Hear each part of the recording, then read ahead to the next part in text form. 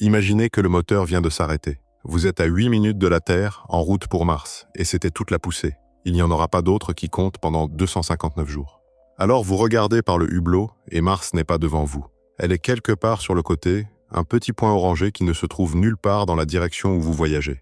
Voici ce que personne n'imprime jamais sous le schéma. Vous n'allez pas vers Mars.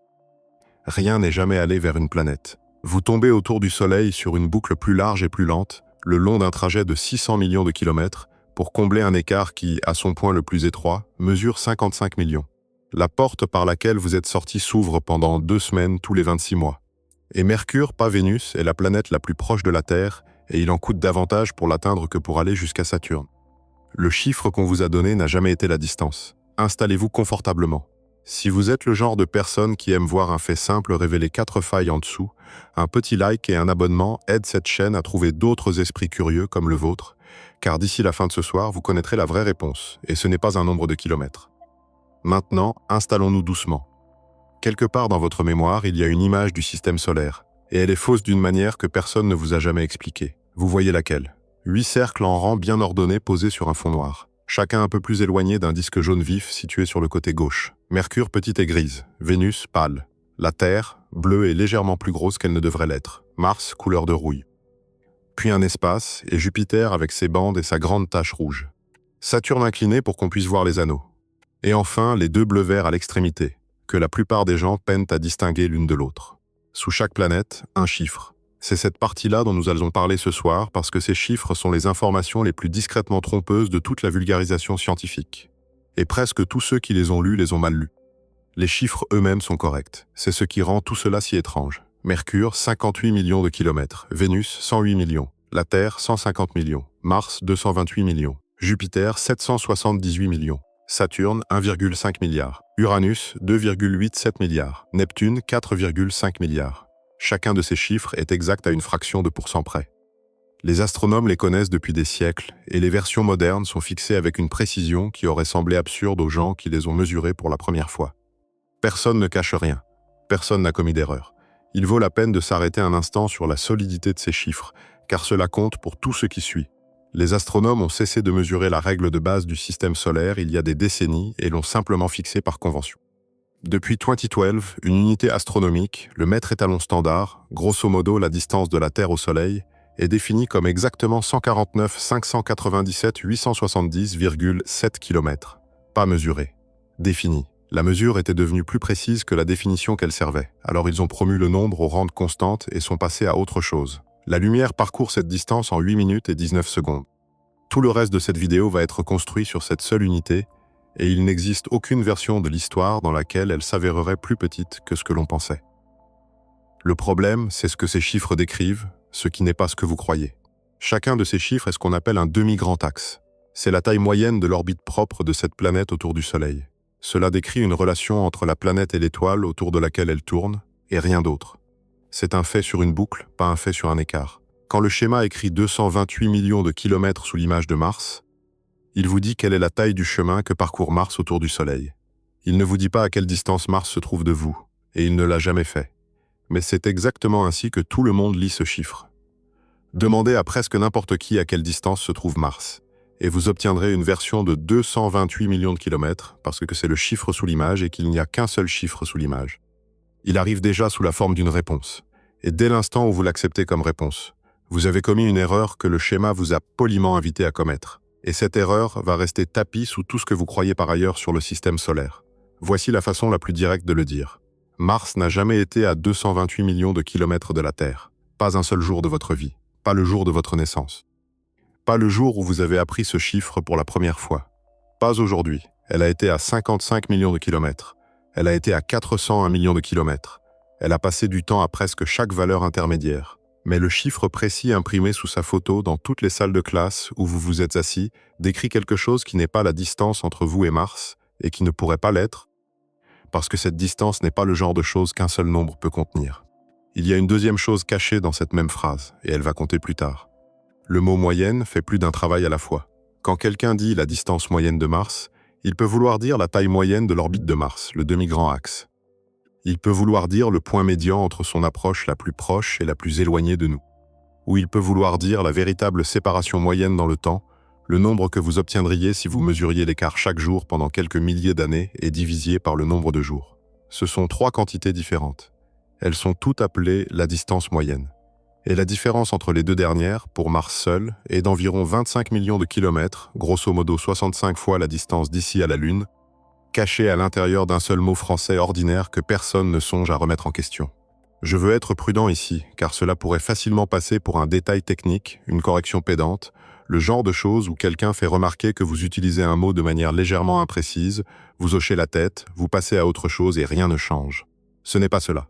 C'est la première fissure dans quelque chose de bien plus grand.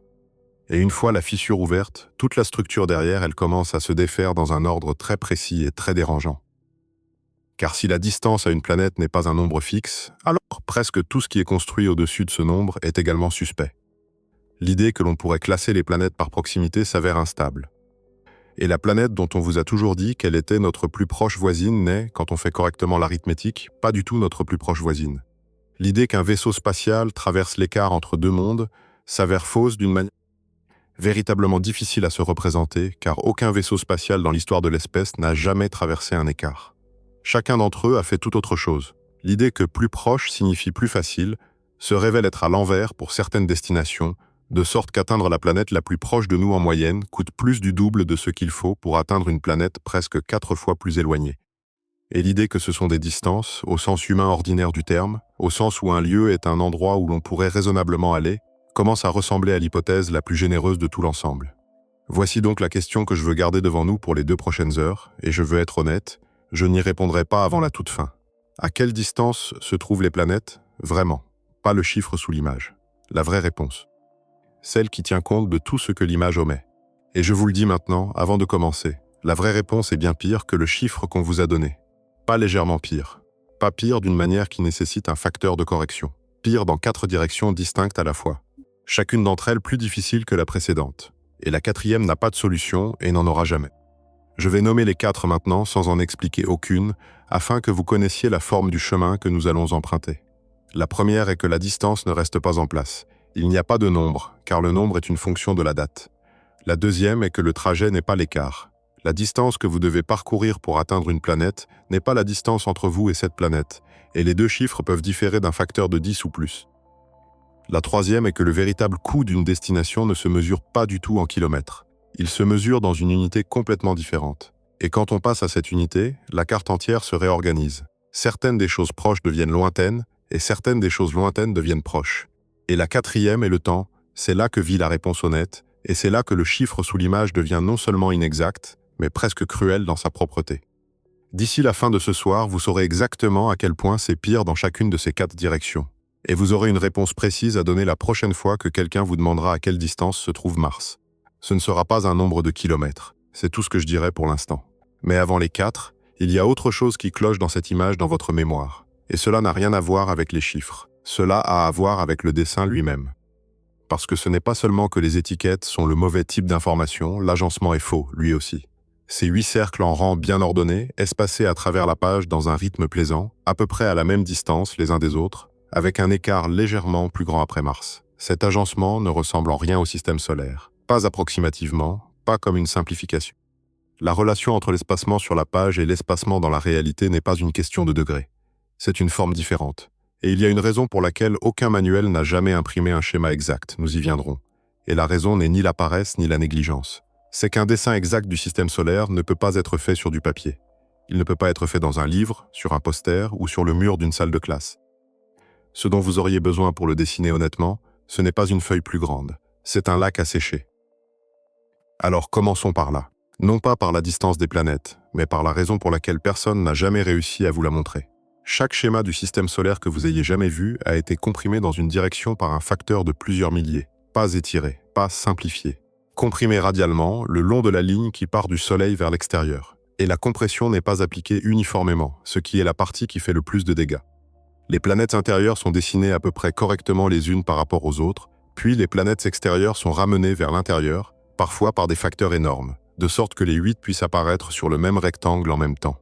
Le résultat est une image dans laquelle le système solaire ressemble à une rangée de maisons dans une rue. En réalité, il n'en est rien. La raison est simple et inévitable. Si vous dessinez le système solaire honnêtement, 7 des 8 planètes ne sont pas sur la page. Elles sont hors du bord, dans la marge, dans la pièce d'à côté, au bout du couloir. Il n'existe aucune disposition d'une échelle honnête et d'un rectangle imprimable qui permettent de mettre Neptune et Mercure dans le même cadre avec quoi que ce soit de visible entre les deux. Alors le schéma triche, parce que l'alternative est un schéma avec un seul point dessus.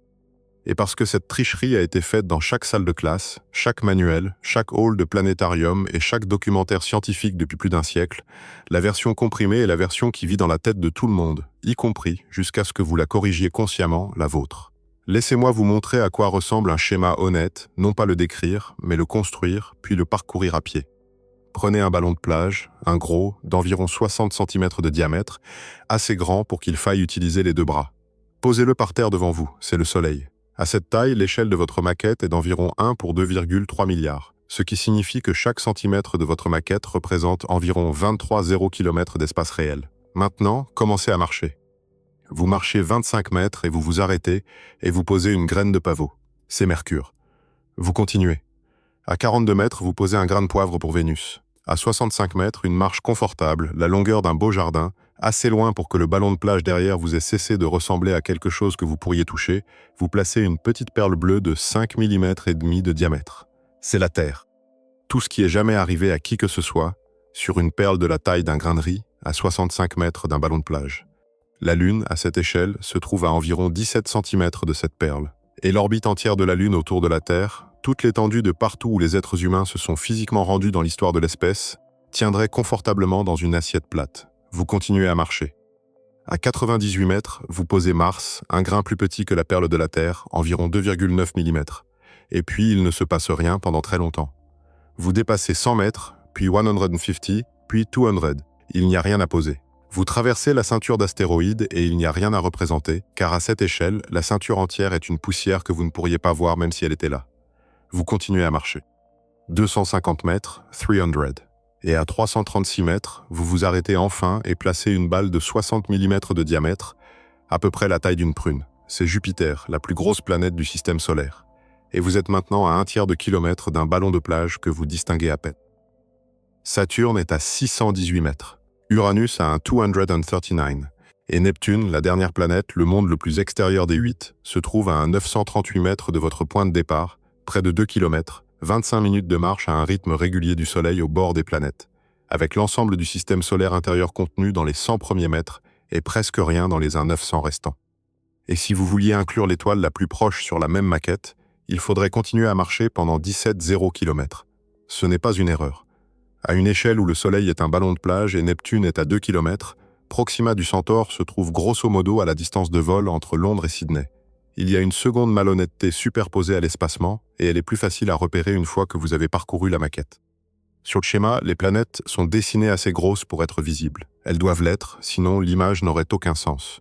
Mais cela signifie que le rapport entre la taille des planètes et l'espacement des planètes sur la page est erroné d'un facteur de l'ordre du millier. Dans la maquette que vous venez de parcourir, Jupiter est une prune et sa voisine la plus proche est à 280 mètres.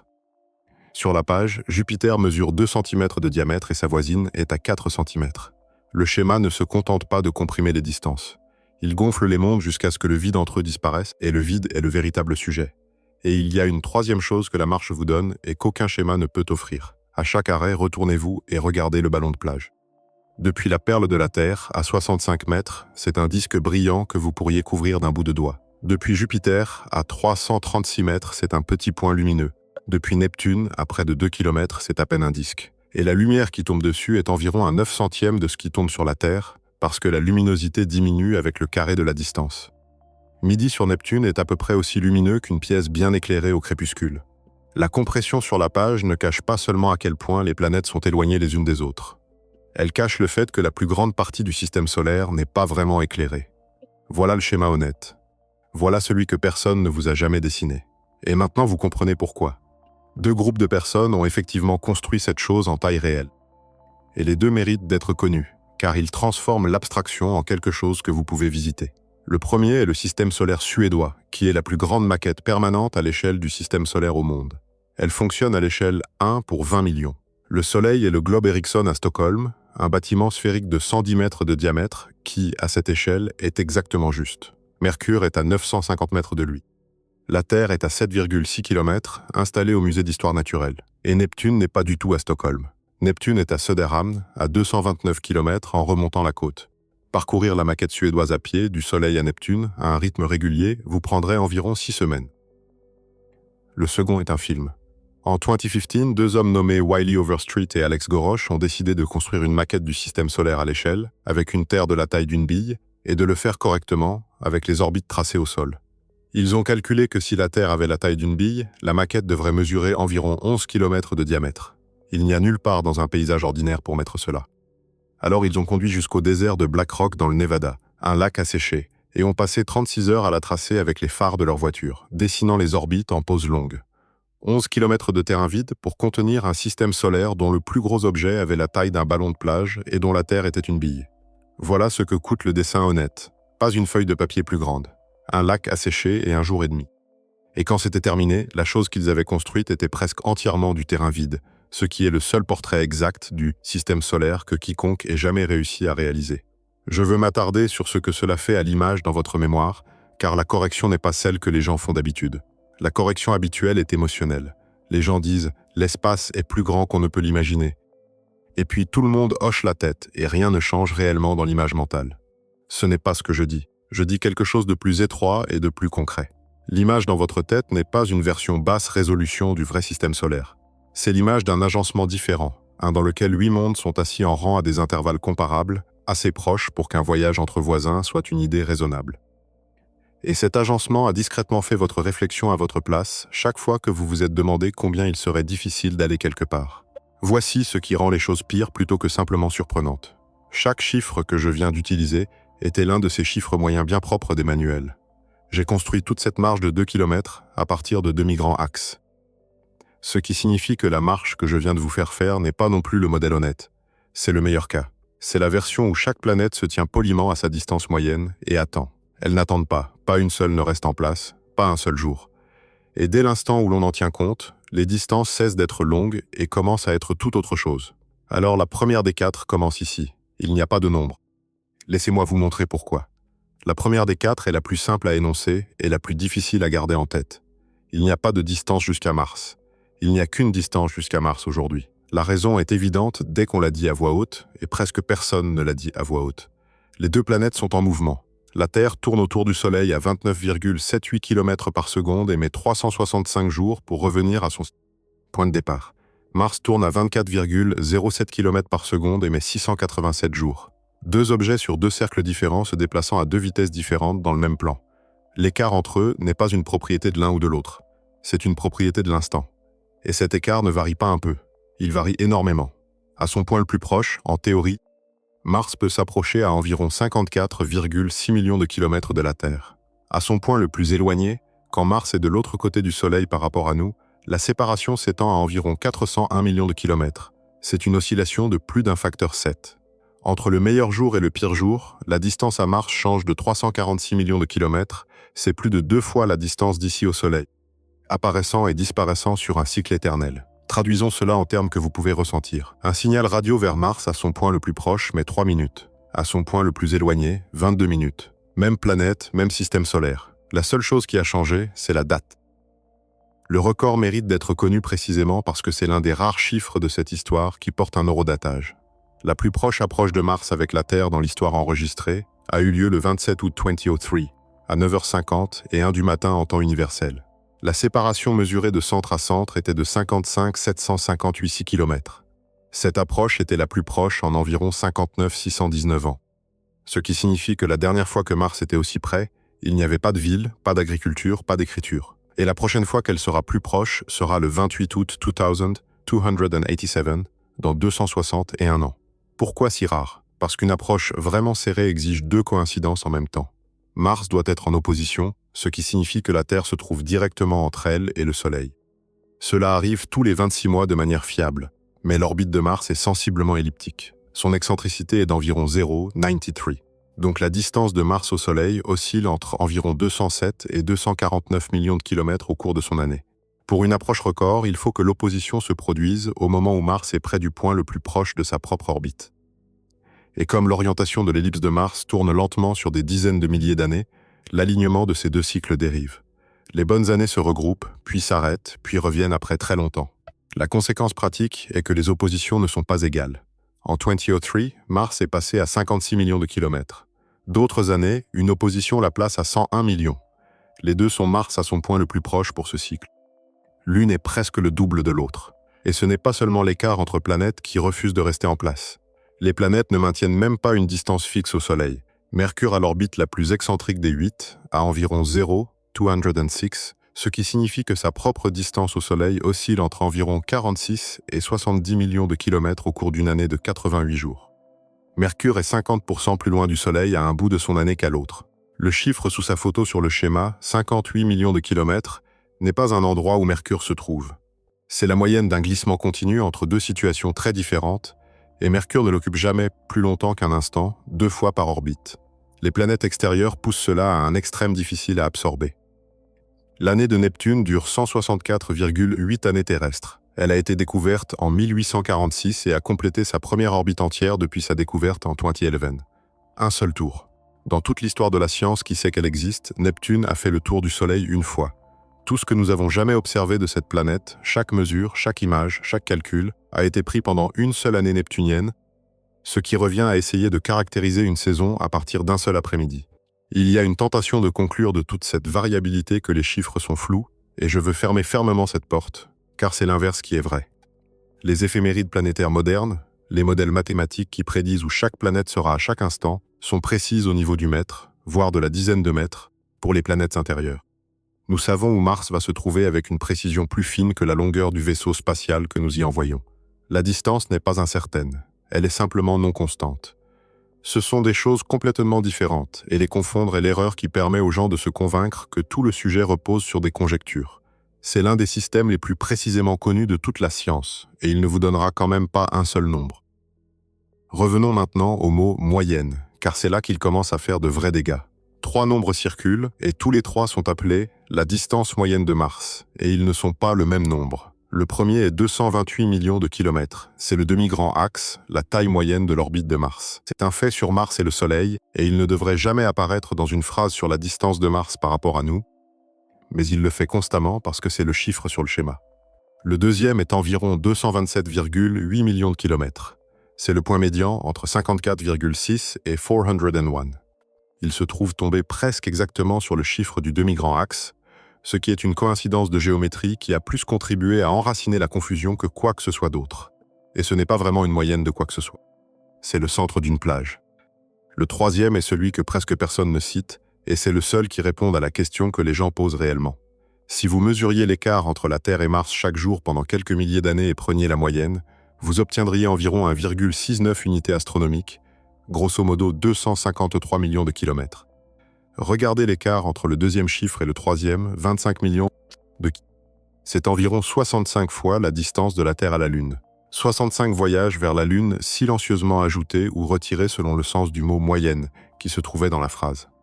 La raison pour laquelle la vraie moyenne temporelle est plus grande est simple une fois qu'on la voit. Mars passe plus de temps loin de nous que près de nous, car quand les deux planètes sont de part et d'autre du Soleil, elles s'y attardent. Et la géométrie de deux cercles fait que la plupart des positions relatives ne sont pas des positions proches. Quelque chose d'autre se cache dans les plages, et cela va compter dans quelques minutes. Vénus, à son point le plus proche, s'approche davantage de la Terre que toute autre planète ne le fait jamais. Environ 38 millions de kilomètres, c'est le plus petit écart qui existe entre la Terre et quoi que ce soit, hormis la Lune.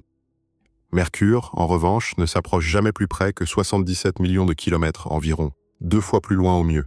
Gardez ces deux chiffres en tête, car dans un instant, ils vont servir à prouver quelque chose qui semble impossible. En mars 2019, 3 ingénieurs ont publié un court article dans Physics Today avec un titre qui se lit comme une note de correction. Il s'intitulait « Vénus n'est pas la voisine la plus proche de la Terre ». Leurs noms étaient Tom Stockman, Gabriel Monroe et Samuel Cordner. L'article n'était pas long. Il ne contenait aucune observation nouvelle, aucun instrument nouveau, aucune donnée nouvelle d'aucune sorte. Chaque chiffre qu'il utilisait était disponible depuis 200 ans. Ce qu'il contenait était un argument selon lequel un calcul que tout le monde faisait était le mauvais calcul, et que quand on faisait le bon à la place, la réponse changeait, non pas de quelques pourcents, mais vers une planète différente. Laissez-moi d'abord poser l'erreur, car elle est merveilleusement ordinaire. Demandez quelle est la distance moyenne de Vénus à la Terre. Et voici ce que font essentiellement toutes les sources. L'orbite de la Terre a un rayon d'une unité astronomique. Celle de Vénus a un rayon de 0,723. On soustrait l'un de l'autre et on obtient 277 unités astronomiques, soit environ 40 et 1 million de kilomètres. On fait la même chose pour Mars, 1524 moins 1 égale 0, 524, soit environ 78 millions de kilomètres. Vénus est plus proche, donc Vénus est notre plus proche voisine. Terminé. Répété dans les manuels, les scripts de planétarium, les encyclopédies et les documentaires depuis bien plus d'un siècle.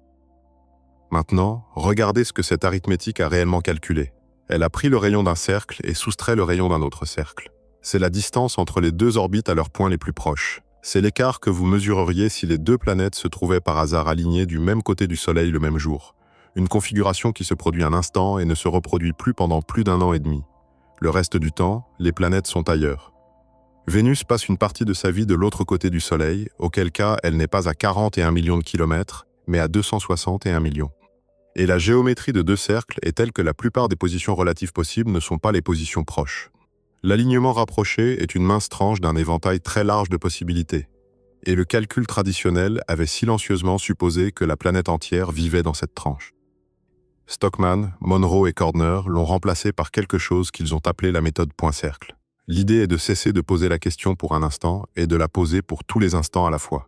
Ils ont traité chaque orbite comme un cercle, supposé qu'elle partage un plan et un centre, ce qui est très presque vrai pour les planètes, et calculé la distance moyenne d'un point sur un cercle à chaque position sur l'autre, pondéré correctement par le temps passé à chaque position. Le résultat n'est pas une simple soustraction. Il fait intervenir ce que les mathématiciens appellent une intégrale elliptique complète de deuxième espèce. Un outil du XVIIIe siècle qui existe précisément pour les problèmes de géométrie des ellipses. Et puis ils l'ont vérifié, ce qui est la partie que je trouve la plus satisfaisante. Ils n'ont pas simplement fait confiance à une expression élégante. Ils ont lancé une simulation en force brute en utilisant un logiciel d'astronomie, quelque chose comme 3,5 millions d'échantillons de position pour chaque paire de planètes, et ont simplement mesuré les distances et calculé la moyenne. Aucune astuce, juste du comptage. La méthode point-cercle concordait avec la simulation à moins d'1% près. La méthode traditionnelle de soustraction des rayons se trompait de jusqu'à 300%. Et le classement des planètes ressortait différemment. Voici les vrais chiffres. La distance moyenne de la Terre à Mercure est de 1,04 unités astronomiques. La distance moyenne de la Terre à Vénus est de 1,14. La distance moyenne de la Terre à Mars est d'environ 1,69. Mercure est plus proche de nous que Vénus. Non pas lors de son meilleur jour, Vénus gagne facilement le meilleur jour à 38 millions de kilomètres contre 77 pour Mercure. Mais sur toute période assez longue pour être qualifiée de typique, Mercure est notre plus proche voisine planétaire, et ce n'est pas une compétition serrée. La marge est d'environ 15 millions de kilomètres. La simulation le rend encore plus concret. Sur ces 10 zéros ans, si vous demandiez n'importe quel jour quelle planète est actuellement la plus proche de la Terre, la réponse était Mercure environ 47% du temps, Vénus environ 36% et Mars environ 17%. Mercure n'est pas seulement plus proche en moyenne, c'est la réponse la plus fréquente à la question par une large marge, environ un jour sur deux. La raison, une fois énoncée, est si simple qu'il est légèrement humiliant de ne pas l'avoir vue. Mercure est sur une petite orbite. Elle sert le Soleil. Elle ne s'éloigne jamais, à aucun moment de son année, de plus de 70 millions de kilomètres du Soleil. Et la Terre est aussi relativement proche du Soleil dans l'ensemble des choses, une unité astronomique. Donc le plus loin que Mercure puisse jamais être de nous, c'est la distance de la Terre, plus la distance de Mercure, ce qui n'est pas beaucoup. Environ 228 millions de kilomètres au pire absolu. Mercure est piégé dans une petite région près du Soleil. Et parce que nous sommes aussi près du Soleil, Mercure ne peut jamais s'éloigner beaucoup de nous. Vénus, sur une orbite plus large, s'éloigne beaucoup plus lors de ses mauvais jours. Elle gagne le sprint et perd le marathon. Et puis le résultat se généralise d'une manière que je trouve véritablement difficile à évacuer. L'article le dit explicitement. Mercure est la planète la plus proche en moyenne de chacune des 7 autres planètes. Pas seulement de la Terre, de Vénus, de Mars, de Jupiter, de Saturne, d'Uranus et de Neptune. Elle est même la planète la plus proche en moyenne de Pluton. Il y a un monde dans ce système solaire qui est en moyenne plus près de tout que tout le reste. Et c'est le plus petit, le plus chaud, le plus négligé des 8, pressé contre l'étoile. Pensez à ce que cela signifie pour l'image mentale. Sur le schéma, Mercure est la petite grise à gauche dont personne n'a rien à dire. En réalité, c'est le moyeu. Nous avons donc perdu le nombre dans la partie précédente, et maintenant nous avons perdu le classement. La distance à une planète n'est pas une valeur, et les planètes ne peuvent pas être ordonnées par proximité de la manière que chacun supposait. Mais au moins, pourriez-vous raisonnablement penser, nous connaissons la direction. Quel que soit l'écart un jour donné, la planète est là-bas, et si vous vouliez y aller, vous pointeriez vers elle et partiriez. Eh bien non. Personne ne l'a jamais fait. Et c'est la deuxième des 4. Aucun vaisseau spatial dans l'histoire de l'espèce humaine n'a jamais voyagé vers une autre planète. Pas un seul. Ce qu'ils ont fait à la place est quelque chose qui ressemble à une chicane philosophique et qui se révèle être le fait le plus important concernant la distance interplanétaire. Ils ont changé d'orbite. Voici la situation dans laquelle vous vous trouvez réellement quand vous quittez la Terre. Vous n'êtes pas assis immobile sur une plateforme avec une planète suspendue dans le ciel devant vous. Vous vous déplacez déjà à 29,78 km par seconde sur un très grand cercle autour du Soleil. Votre destination aussi sur un cercle différent, à une vitesse différente. Ni l'un ni l'autre n'est stationnaire, et ni l'un ni l'autre ne peut s'arrêter. Il n'y a aucune direction vers laquelle vous pourriez pointer et aucun moteur que vous pourriez construire qui vous permettrait de voyager en ligne droite de l'un à l'autre, car à l'instant où vous partez, vous êtes toujours en orbite autour du Soleil. Vous avez simplement changé laquelle.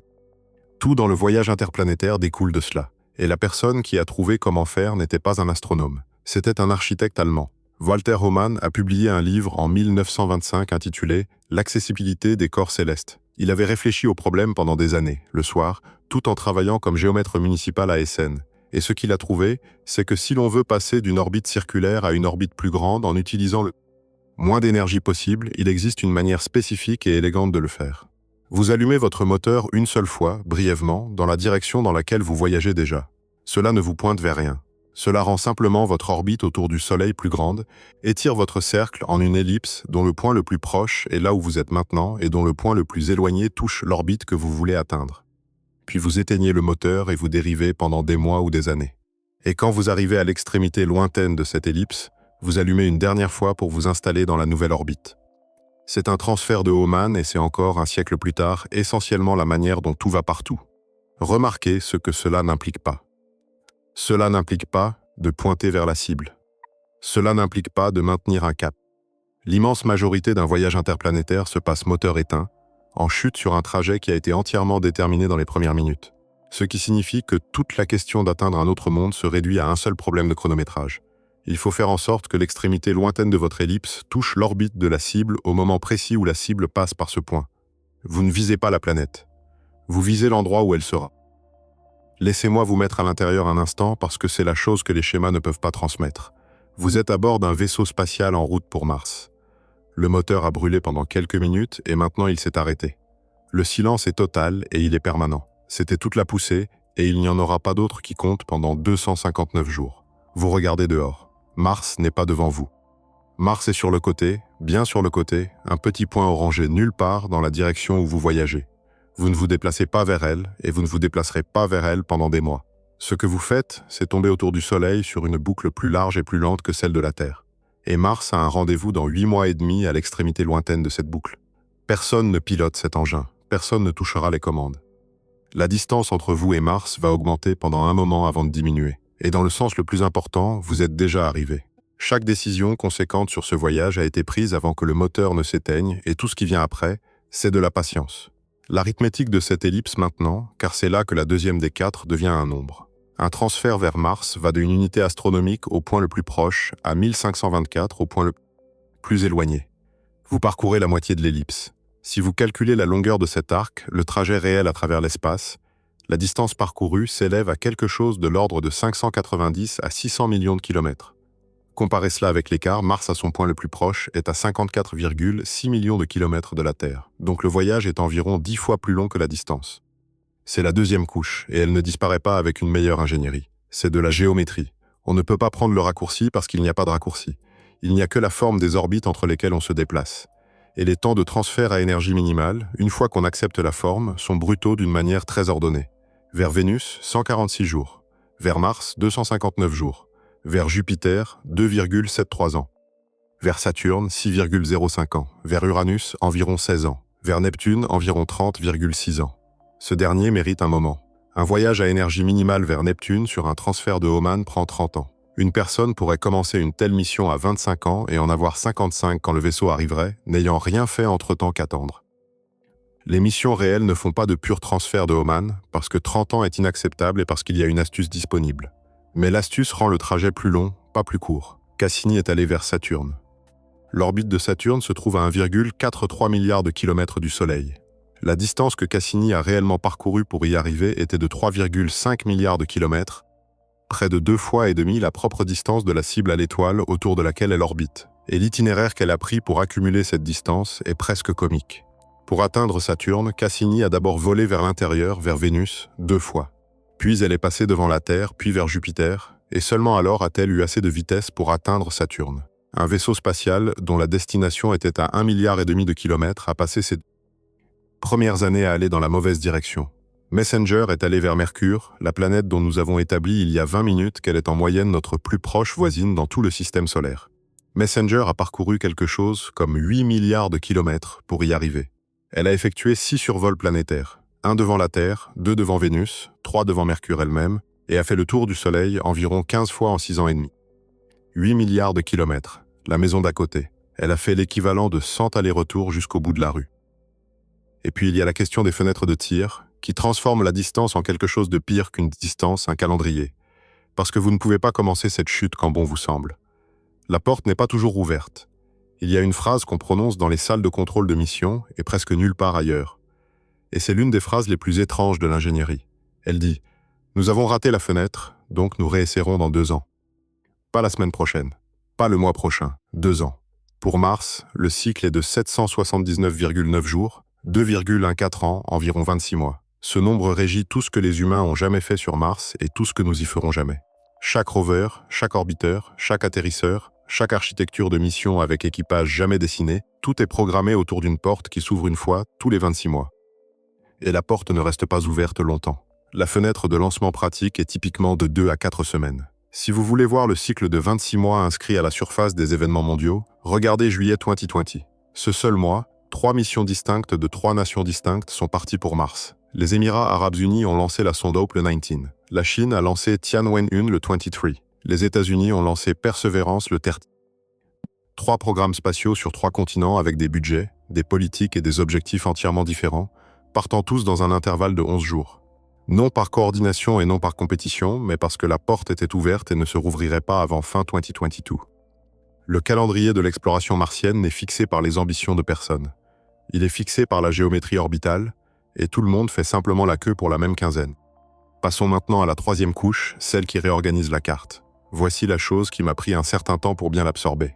Si vous demandiez à un concepteur de mission dans n'importe quelle agence spatiale au monde à quelle distance se trouve Mars, il ne répondrait pas en kilomètres. Il répondrait en kilomètres par seconde. Pas la distance, le changement de vitesse. Le terme technique est le delta V, et c'est la quantité totale de changement de vitesse qu'un vaisseau spatial doit être capable de produire au cours d'une mission. Cette seule quantité détermine si une mission est possible, quelle taille doit avoir la fusée, combien elle coûte, et dans la plupart des cas si elle a lieu ou non. La raison pour laquelle le delta V règne sur tout, c'est l'équation de la fusée. Et l'équation de la fusée est cruelle d'une manière très particulière. Parce qu'une fusée doit emporter son propre carburant, et ce carburant a une masse. Et accélérer cette masse nécessite encore plus de carburant. La relation entre la vitesse que vous voulez et le carburant dont vous avez besoin n'est pas linéaire, elle est exponentielle. Chaque kilomètre par seconde supplémentaire de capacité vous coûte une augmentation multiplicative de la masse que vous devez lancer. Ce qui signifie qu'en voyage spatial, de petites différences dans la vitesse requise se traduisent par d'énormes différences dans ce qui est constructible. Et la même quantité de carburant qui vous emmène confortablement vers une destination peut ne pas suffire pour en atteindre une autre qui est plus proche. Mars, environ 3,6 km par seconde pour partir, plus environ 2,10 pour se mettre en orbite. Total, environ 5,7 km par seconde. Mercure, environ 5,55 km par seconde pour partir, déjà plus que Mars, et puis environ 7,55 de plus pour capturer. Parce que quand vous arrivez à Mercure, vous vous déplacez avec un excès de vitesse de quelque chose comme 9,6 km par seconde par rapport à la planète. Et chaque mètre par seconde doit être éliminé. Total, environ 13,1 km par seconde. Mercure, la planète la plus proche de la Terre en moyenne, la planète la plus proche de chaque autre planète du système solaire, coûte environ 2 fois et 1/3 plus cher en vitesse à mettre en orbite que Mars, un monde presque 4 fois plus éloigné, et c'est comparable au coût d'une injection vers Saturne, Uranus ou Neptune, voire pire. La raison, c'est la gravité, et spécifiquement la forme du puits gravitationnel du Soleil. Le système solaire n'est pas une carte plate avec le Soleil comme point de repère. C'est un entonnoir. Le Soleil est au fond d'une immense dépression gravitationnelle, et chaque planète est sur la pente. Plus vous êtes près du Soleil, plus vous êtes profond, et plus vous devez aller vite pour éviter de tomber. C'est pourquoi Mercure se déplace à 47 km par seconde et Neptune à FIV. Aller vers l'extérieur signifie monter, ce qui coûte de l'énergie mais vous offre une arrivée plus douce, parce que vous ralentissez en montant. Aller vers l'intérieur signifie tomber, ce qui vous donne de la vitesse gratuitement, et puis vous présente l'addition, parce que toute cette vitesse gratuite doit être détruite avant que vous puissiez vous arrêter. Tomber est facile. Atterrir ne l'est pas. Donc la carte qu'utilisent réellement les concepteurs de mission ne ressemble pas du tout au schéma. Sur le schéma, Mercure est la chose la plus proche et Neptune la plus éloignée. Sur la carte du delta V, Mercure et Neptune se trouvent à une difficulté comparable. La Lune est bien moins chère que l'un ou l'autre, bien qu'étant le seul endroit où nous ayons physiquement mis les pieds. Et Mars, significativement plus éloigné que Mercure par chaque mesure de distance que nous avons discutée, est l'une des destinations les plus accessibles de tout le système solaire, ce qui est en grande partie la raison pour laquelle nos robots ne cessent d'y aller. Et maintenant, la 4e distance, la plus étrange des 4, parce que c'est la seule qu'aucun moteur ne raccourcira jamais et qu'aucune trajectoire astucieuse n'évitera jamais. La lumière voyage à 299 792 458 km par seconde et rien qui transporte de l'information ne va plus vite, ce qui signifie que chaque distance dans cette vidéo est aussi un délai. Et le délai n'est pas un inconvénient technique, c'est une propriété permanente de la géométrie. Voici l'échelle dans un seul sens. De la Terre à la Lune, 1,28 secondes. C'est assez petit pour être presque conversationnel. Les transmissions Apollo ont une pause perceptible, et si vous écoutez les enregistrements, vous pouvez entendre les gens se couper la parole et corriger le tir. Mais ça fonctionne. C'est la dernière destination du système solaire où la parole est possible. Vers le Soleil, 8 minutes et 19 secondes. Vers Mars, 3 minutes au plus proche, 22,3 minutes au plus éloigné, un aller-retour de 6 à 45 minutes. Vers Jupiter, 32,7 minutes au mieux. Vers Saturne, entre environ 1h07 et 1h33. Vers Neptune, entre environ 3h59 et 4h20, ce qui signifie qu'un aller-retour vers Neptune, une question posée et une réponse reçue, prend plus de 8 heures. Le 6 août 2012, le rover Curiosity est arrivé sur Mars. La séquence d'arrivée reste l'une des choses les plus audacieuses jamais tentées par une équipe d'ingénieurs. L'entrée dans l'atmosphère à environ 21 km/h. Un bouclier thermique, un parachute supersonique, puis le largage du parachute, puis un étage de descente propulsé par fusée, et finalement une manœuvre dans laquelle l'étage de descente a fait du surplace et a descendu un rover d'1 tonne vers la surface au bout de 3 câbles avant de s'éloigner pour s'écraser à distance de sécurité. Le tout devait prendre environ 7 minutes. L'équipe l'a appelé les 7 minutes de terreur. Le temps de trajet de la lumière dans un seul sens de Mars à la Terre ce jour-là était de 13 minutes et 48 secondes. Lisez ces deux chiffres ensemble et vous verrez la situation de salle de contrôle la plus étrange de l'histoire de l'exploration. L'atterrissage entier a pris 7 minutes. La nouvelle a mis près de 14 minutes à arriver, ce qui signifie qu'à l'instant où le premier signal est parvenu à la Terre disant que Curiosity avait commencé à entrer dans l'atmosphère, l'atterrissage était déjà terminé depuis presque 7 minutes. Il avait déjà réussi ou déjà échoué. Le résultat était fixé, inaltérable et inconnu. Imaginez cette salle, plusieurs centaines de personnes regardant un écran qui leur montre un passé qu'ils ne peuvent pas influencer. Ils ne surveillent pas un atterrissage, ils reçoivent un rapport sur un atterrissage. Voyager 1 est le cas limite, et c'est là que cette vidéo entière se dirigeait discrètement. Elle se trouve actuellement à environ 170 unités astronomiques de la Terre, de l'ordre de 25,7 milliards de kilomètres. Le temps de signal dans un seul sens est d'environ 23 heures et 50 minutes. L'aller-retour est de près de 48 heures. Si vous envoyez une commande à voyager aujourd'hui et qu'elle répond immédiatement, la réponse arrive après-demain. Et le 18 novembre de cette année 2026, Voyager 1 atteindra une distance d'un jour-lumière complet de la Terre. 49 ans de vol à 17 km par seconde, pour mettre un jour de lumière entre elle et son foyer. Personne n'a jamais eu une conversation à travers le système solaire, et personne n'en aura jamais. Chaque commande jamais envoyée à un vaisseau spatial au-delà de la Lune a été adressée à une machine qui avait cessé d'exister dans l'état dans lequel elle avait été interpellée. Quand votre instruction arrive à Jupiter, le vaisseau à qui vous parliez est 35 minutes plus loin dans une situation différente. Et sa réponse, quand elle revient, décrit un moment qui est depuis plus d'1 heure dans le passé. Il n'y a pas de maintenant que vous partagez tous les deux. Il n'y a que de la correspondance, un échange permanent de lettres entre des gens qui ne peuvent jamais être dans la même conversation. Ce n'est pas une limitation de notre technologie. Et ce n'est pas quelque chose qu'une meilleure antenne résout. C'est ce qu'est la distance une fois qu'elle devient assez grande. Le système solaire est arrangé de telle sorte que ces parties ne peuvent que s'écrire les unes aux autres. Alors voilà, les 4 couches. Et maintenant, je peux répondre à la question que j'ai posée au début. À quelle distance se trouvent les planètes? Vraiment, voici la réponse. Il n'existe pas de distance vers une planète. Pas une seule distance. Il y en a 4 empilées les unes sur les autres, et chacune est pire que la précédente. La première distance est le nombre, et le nombre n'existe pas. Il n'y a aucun chiffre que vous puissiez écrire pour la distance de Mars à la Terre. car l'écart est une fonction de la date et oscille de 54,6 millions de kilomètres à 401 millions et inversement à jamais. Et une fois le nombre disparu, le classement part avec lui. C'est pourquoi la planète la plus proche de la Terre n'est pas Vénus, mais Mercure, la planète la plus proche en moyenne de chaque autre planète du système solaire, restée là en pleine vue pendant 150 ans, pendant que tout le monde copiait le mauvais calcul. La deuxième distance est le trajet, et le trajet n'est pas l'écart. Rien de ce que nous avons jamais construit n'a voyagé vers un autre monde. Chacun d'entre eux a changé d'orbite à la place, tombant autour du Soleil le long d'un arc qui, pour un voyage vers Mars, fait environ 10 fois la distance qu'il comble. Et le trajet vient avec un horaire. Une porte de 2 à 4 semaines, s'ouvrant une fois tous les 26 mois sans appel possible si vous la ratez. La troisième distance est le prix. Et le prix ne se mesure pas du tout en kilomètres. Il se mesure en kilomètres par seconde. Et quand vous convertissez le système solaire dans cette unité, toute la carte se réorganise. Mercure, la planète la plus proche de tout, coûte environ 13 km par seconde à mettre en orbite. Mars, presque 4 fois plus loin, coûte moins de 6. Le plus proche est devenu plus cher, et la raison est que le Soleil est au fond d'un entonnoir, et que tomber vers l'intérieur est gratuit tandis que s'arrêter ne l'est pas. Et la quatrième distance est le temps, et c'est celle qui répond véritablement à la question, parce que le temps est la seule unité dans laquelle un être humain a jamais vécu un voyage. 5 ans jusqu'à Jupiter, 6 ans et demi jusqu'à Saturne, 6 ans et demi jusqu'à Mercure, ou 8 si on prend le chemin moderne. 9 ans et demi jusqu'à Pluton à la vitesse de départ la plus rapide jamais atteinte, avec un coup de pouce de Jupiter. 12 ans et 5 jours jusqu'à Neptune. Ça prend des décennies. Voilà la réponse. Pas un nombre de kilomètres, pas un schéma. La réponse honnête à quelle distance se trouvent les planètes est une durée en années assez longue pour contenir une carrière entière. Et la raison pour laquelle le chiffre sous l'image semblait inoffensif, c'est précisément que c'était un chiffre. C'était le mauvais type d'objet pour la question, et ça l'a toujours été. Le schéma n'est pas la distance. J'ai dit cela dans la première partie, et j'entendais quelque chose de petit par là, que les étiquettes étaient mal étiquetées. J'entends quelque chose de plus grand maintenant. Aucun dessin ne peut porter cela. Vous pourriez disposer le système solaire parfaitement à l'échelle sur 11 km de lacs asséchés avec le Soleil comme ballon de plage et Neptune à 2 km. Et le dessin ne vous dirait toujours pas que Mercure est plus difficile à atteindre que Saturne, ou que la porte vers Mars s'ouvre pour une quinzaine tous les 26 mois, ou qu'un message vers Neptune et retour prend 8 heures, ou qu'une personne peut donner 50 ans de sa vie à une seule traversée et ne pas vivre assez longtemps pour en voir la fin.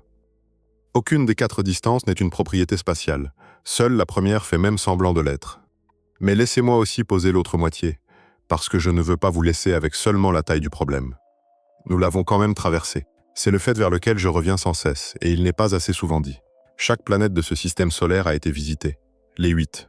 Pas observées à distance. Visitées. Photographiées de près, pesées, mesurées, échantillonnées quand c'était possible.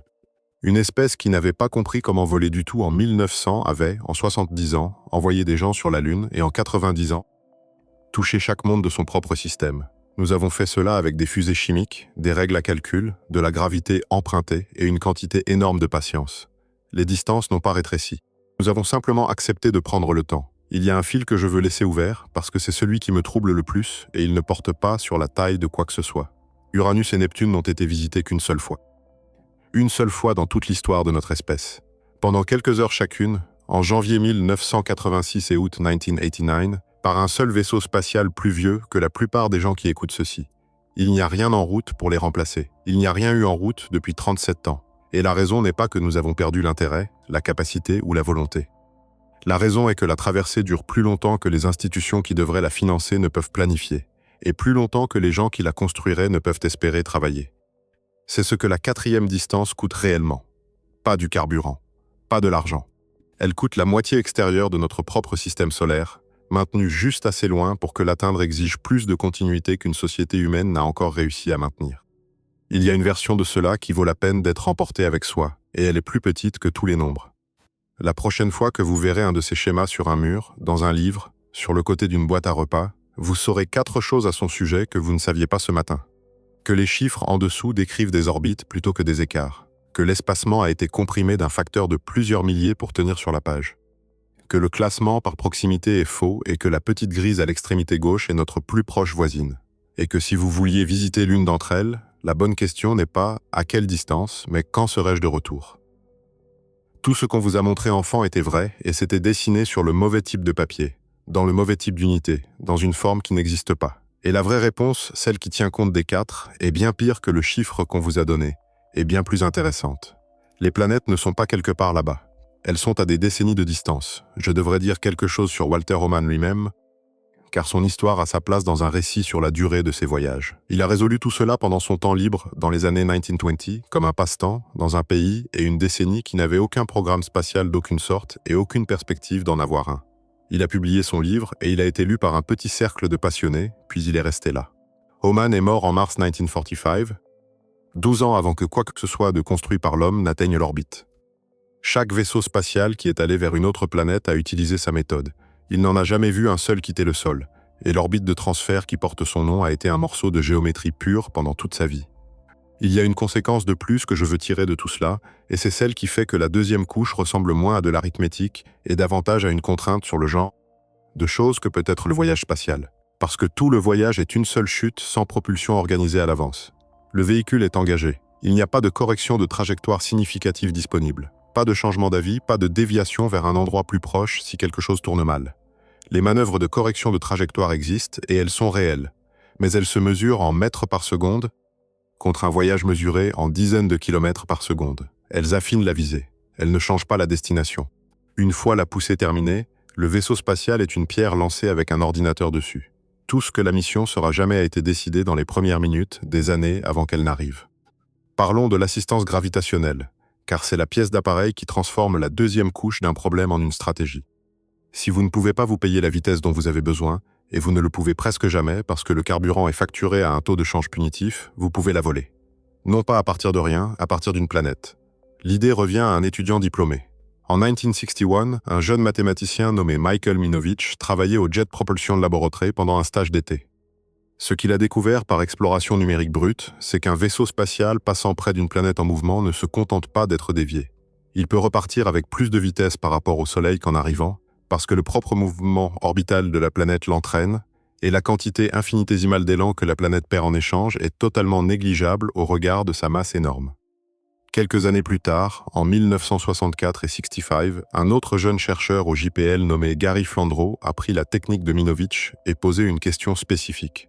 Les planètes extérieures étaient-elles un jour arrangées de telle sorte qu'un seul vaisseau spatial puisse les visiter plusieurs à la suite, chacune le propulsant vers la suivante? Et la réponse était oui, mais seulement pendant une étroite fenêtre d'années à la fin des années 1970. Cet alignement de Jupiter, Saturne, Uranus et Neptune se reproduit environ tous les 176 ans. Flandreau l'avait trouvé environ 12 ans avant qu'il ne s'ouvre. Le programme Voyager existe parce que deux hommes dans la vingtaine ont remarqué une porte qui serait fermée pour le reste de l'histoire humaine et ne se rouvrirait pas avant le 22e siècle. Si l'espèce humaine avait développé le vol spatial 50 ans plus tôt ou 50 ans plus tard, le Grand Tour n'aurait pas été disponible et Uranus et Neptune seraient très probablement encore non visités aujourd'hui. Parlons maintenant du plafond de vitesse, car c'est un nombre merveilleux et il fait quelque chose d'instructif. Le 19 janvier 2006, une fusée Atlas V a décollé de Cap Canaveral emportant un vaisseau spatial de la taille et de la forme d'un piano à queue, et elle est allée plus vite que tout ce que les humains ont jamais lancé. New Horizons a quitté la Terre à 16,26 km par seconde, soit 58 536 km à l'heure.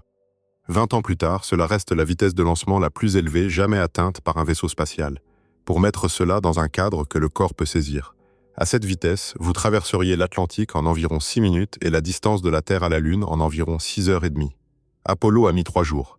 Et ce n'était pas suffisant, parce que même à la vitesse de départ la plus rapide de l'histoire de la propulsion, pointée directement vers l'extérieur, avec une cible choisie en partie parce qu'elle exigeait si peu de manœuvres, New Horizons ne pouvait pas atteindre Pluton dans un délai raisonnable par ses propres moyens. Elle avait besoin d'aide.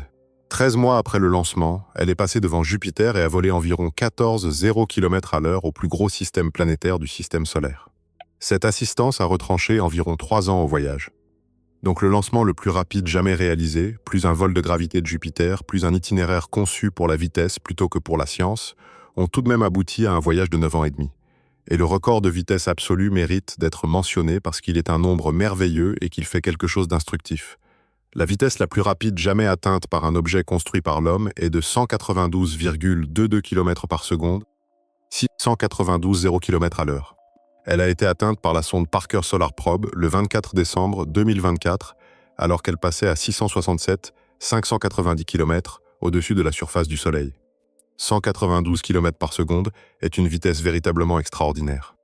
À cette vitesse, vous pourriez traverser les États-Unis en environ 25 secondes. Vous pourriez aller de la Terre à la Lune en une demi-heure. et c'est totalement inutile pour aller quelque part. Voici pourquoi. Parker n'est pas rapide grâce à son moteur. Parker est rapide parce qu'elle est tombée. Elle est au fond de l'entonnoir gravitationnel du Soleil, ayant échangé de la hauteur contre de la vitesse, et cette vitesse n'est pas un actif qu'elle possède. C'est un prêt. Chaque kilomètre par seconde sera rendu au fur et à mesure que la sonde remonte loin du périhélie. Parker ne peut pas prendre cette vitesse et aller vers Neptune, pas plus qu'un cycliste en bas d'une colline ne peut prendre son élan et gravir une montagne. Comparez Voyager 1, qui se déplace à environ 17 km par seconde, 11 fois plus lentement que le record de Parker. Mais Voyager la possède. Ces 17 km par seconde sont au-dessus de la vitesse de libération solaire. Cette vitesse n'est pas empruntée et ne sera pas remboursée. Voyager se déplacera encore à peu près à cette vitesse dans 100 ans. C'est pourquoi le nombre le plus lent de cette section est le seul qui ait jamais réellement emmené quoi que ce soit hors du système solaire. Je veux passer un peu de temps sur ce que ces décennies font aux personnes, car les machines ne s'en soucient pas, mais les gens si. Considérez Edward Stone. C'était un physicien à Caltech, et en 1972, il a été nommé scientifique principal d'une mission qui n'avait pas encore de vaisseaux spatiaux, pour visiter des planètes que personne n'avait jamais vues de près.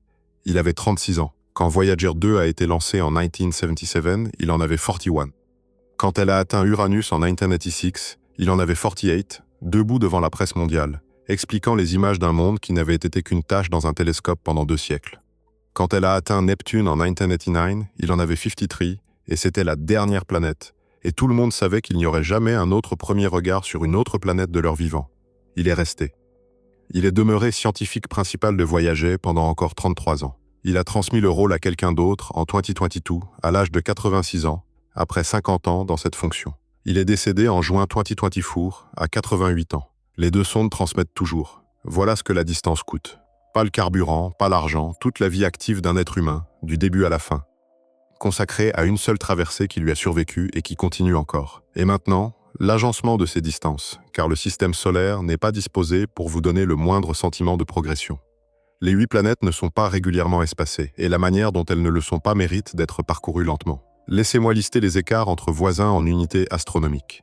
Du Soleil à Mercure, 0,387.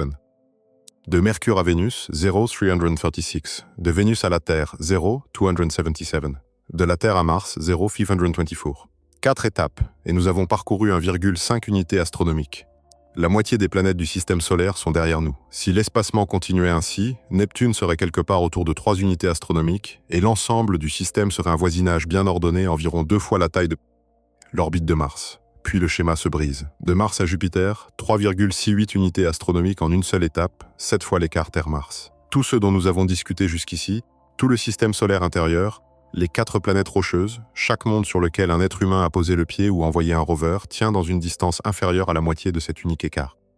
De Jupiter à Saturne, 4,379, déjà plus grand que tout le système solaire intérieur et l'écart Mars-Jupiter réunis. De Saturne à Uranus, 9,618. D'Uranus à Neptune, 10,85. Maintenant, tenez ces deux derniers contre quelque chose. La distance du Soleil à Saturne, la totalité, le Soleil et Mercure et Vénus et la Terre et Mars et la ceinture d'astéroïdes et Jupiter et tout entre eux. L'histoire entière de chaque monde dont quiconque se soit jamais soucié est de 9583 unités astronomiques. L'écart entre Saturne et Uranus est de 9,618. Ces deux nombres sont essentiellement les mêmes. L'écart dépasse légèrement la distance, d'environ 4 dixièmes de %. L'étendue vide entre Saturne et Uranus est à peu près égale à, et juste un peu plus grande que, toute la distance du Soleil à Saturne. Vous pourriez prendre tout ce qui va de l'étoile à la planète aux anneaux, le soulever et le déposer dans l'écart entre Saturne et Uranus, et ça tiendrait avec un petit espace en plus. Et puis l'écart suivant est encore plus grand. D'Uranus à Neptune, 10,85 unités astronomiques, sans ambiguïté plus grand que toute la distance du Soleil à Saturne, pas marginalement, confortablement. Voici donc la structure du système solaire planétaire énoncée honnêtement. Un peu plus des 2/3 de son rayon consiste en exactement 2 étendues vides, chacune à peu près aussi large que tout ce qui se trouve à l'intérieur, avec une seule planète debout entre elles. Uranus n'est pas un repère sur un voyage vers l'extérieur. Uranus est un objet solitaire au milieu d'un très long rien, avec un rien tout aussi long de chaque côté. Voyager 2 en a fait l'expérience et sa propre chronologie en est la preuve, car le vaisseau n'a pas ralenti. Il a atteint Jupiter en juillet 1979, Saturne en août 1981, environ 2 ans plus tard, Uranus en janvier 1986, 4 ans et demi après, et Neptune en août 1989, 3 ans et demi après Uranus. 2 ans, puis 4 et demi, puis 3 et demi. Même vaisseau, même vitesse, pas de freinage, pas de détour. Le voyage ne s'est pas ralenti. Le système solaire s'est élargi en dessous. Avant de terminer, je veux aborder brièvement et honnêtement quelque chose qui circule, car cela mérite une réponse plutôt qu'un rejet. Il y a des gens qui soutiennent que ces distances sont invérifiables, que personne n'a jamais vraiment mesuré la distance de Mars, que les chiffres sont une convention héritée. La réponse est que les distances planétaires comptent parmi les quantités les plus redondamment mesurées de toute la science, confirmée par au moins 5 méthodes complètement indépendantes. La télémétrie radar envoie une impulsion radio vers Vénus et chronomètre le temps que met le reflet à revenir. Les campagnes du début des années 1960 ont fixé l'unité astronomique à quelques parties par million. La télémétrie laser lunaire fait rebondir la lumière sur des réflecteurs laissés sur la Lune par Apollo. Le suivi Doppler des vaisseaux spatiaux mesure le décalage de fréquence d'un émetteur en mouvement, avec une précision suffisante pour poser un atterrisseur sur une ellipse cible de quelques kilomètres de large après 9 mois de croisière. Et il y a 2 siècles et demi, les expéditions du transit de Vénus de 1760 et 1 et 1769 ont dérivé l'échelle du système solaire à partir de la parallaxe seule, des télescopes, des horloges et des voiliers, et sont tombés à quelques pourcents du chiffre moderne. 5 méthodes séparées par 250 ans, tout en accord. Alors et nous aussi, cela dit, nous les avons quand même traversées. C'est le fait vers lequel je reviens sans cesse. Chaque planète de ce système solaire a été visitée, les 8. Une espèce qui ne savait pas voler en 1900 avait, en 90 ans, touché chaque monde de son propre système. Nous l'avons fait avec des fusées chimiques, des règles à calcul, de la gravité empruntée et une quantité énorme de patience. Les distances n'ont pas rétréci, nous avons simplement accepté de prendre le temps. Cependant, je devrais être précis sur qui a fait la traversée, parce que ça compte. Chacune de ces visites a été faite par une machine. Seuls 24 êtres humains ont voyagé au-delà de l'orbite basse terrestre, tous lors de missions Apollo. Tous entre décembre 1968 et décembre 1972, une fenêtre de 4 ans il y a plus d'un demi-siècle. Personne ne l'a fait depuis, et la destination des 24 était la Lune, qui se trouve à 1,28 secondes-lumière et peut être atteinte en 3 jours, et qui est donc le seul endroit au-delà de cette atmosphère qui ait jamais été à portée de conversation de la maison. Voilà la forme honnête de la présence humaine dans le système solaire.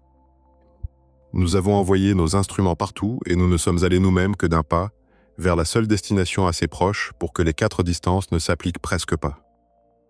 Et certaines de ceux que nous avons envoyés sont encore là-bas, fonctionnent encore. Voyager 2 a atteint Neptune il y a 37 ans, est en vol depuis 49 ans et transmet toujours. Une machine construite avec de l'électronique des années 1970, fonctionnant sur un morceau de plutonium qui refroidit lentement, à 20 milliards de kilomètres des gens qui l'ont fabriqué, dont la plupart sont partis. Sa jumelle mettra un jour-lumière complet entre elle-même et cette planète en novembre de cette année. Ce sont les seuls objets que nous ayons jamais envoyés qui survivront à l'espèce qu'ils ont envoyée.